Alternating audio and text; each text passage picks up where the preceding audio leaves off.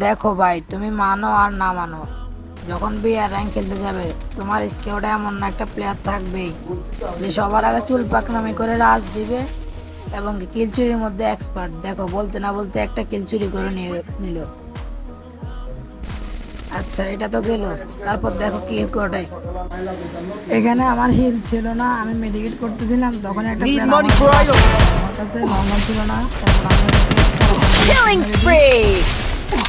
এই ম্যাচটা তো অনেক ভালো খেলার পরও ভুঁইয়াটা মিস হবে চুল পাকনা টিমমেটের জন্য। দেখো কি করো, একটু পরে দেখতে পারবা। এখানে দুইটা প্লেয়ার দেখতে পাই, তারপর তাদেরকে সুন্দর করে হেডশট মেরে দিয়ে আমি আবার কাভার নিতেছিলাম। এখানে আমি একটু নিচ দিয়ে ঘুরে যাওয়ার চেষ্টা করতেছিলাম যেন সেফ জোন নিতে পারি।